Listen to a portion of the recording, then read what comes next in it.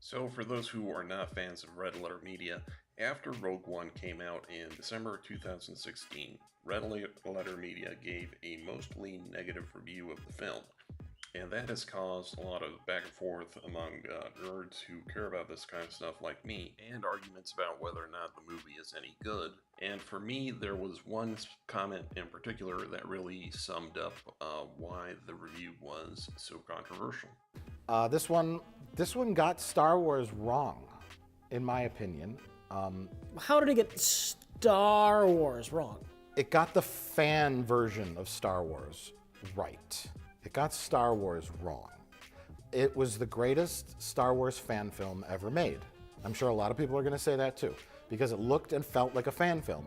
Now, that review currently has about 6,000 downvotes, which is about 25%. By comparison, their review of Stranger Things only has about 200 downvotes, which is less than 2%. Since then, Red Letter Media has doubled down. They've released 4 follow-up videos expanding on their criticism of the film. And although I can't speak for everybody who disliked the review, I think many of them disliked the review because they disagree and feel that Rogue One was one of the first movies to really understand Star Wars. And although it's ridiculous to defend a film that has earned over $1 billion in box office revenue, I'm going to do so anyways. Part 1. The Hero's Journey. Now, despite what some people may tell you, Star Wars is primarily a children's movie. It's about the hero's journey. It's about the transformation of a child into an adult through adversity, through adventure, and this is something that has been discussed a whole bunch of times, so I don't have to go through all the details.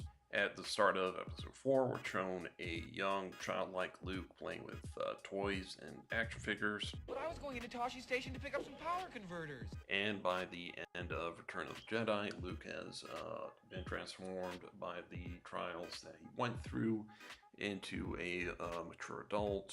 He's come to terms with the identity of his father, etc.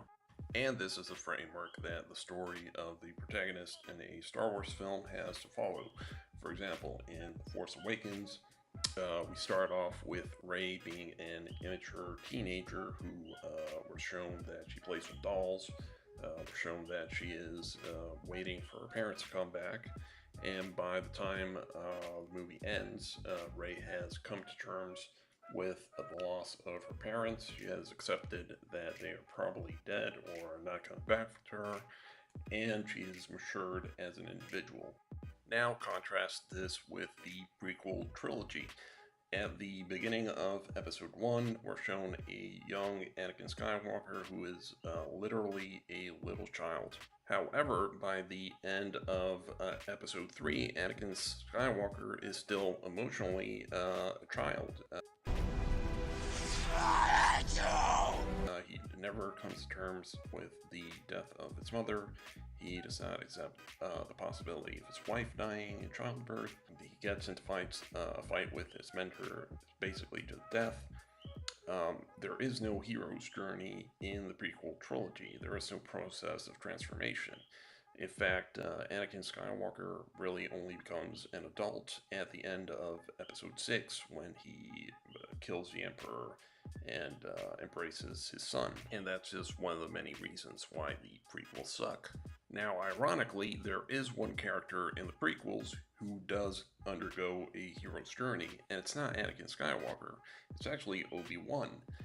If you pay attention, in episode 1, Obi-Wan is a student. At the end of episode 3, Obi-Wan is the master, and he is basically a father figure for Anakin. Unfortunately for the audience, most of this transformation takes place off screen.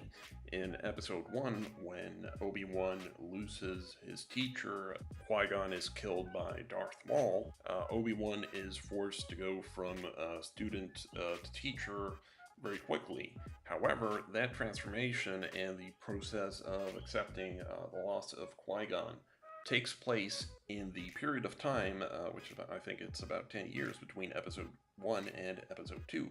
That entire transformation takes place entirely off camera. We don't get the benefit of seeing the hero's journey of either Anakin or Obi-Wan.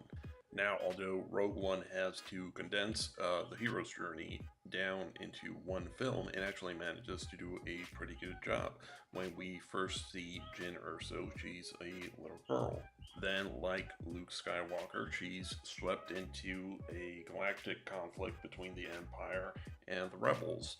She gets over the emotional struggle that she had after being abandoned by her father as a child. She finds her purpose in fighting the Empire, and by the end of the film, she fulfills the requirements of an archetypal hero. So, despite the physical limitation of 133 minutes of movie time, Rogue One actually does manage to fulfill the requirements of a Star Wars film in that the protagonist goes through the hero's journey.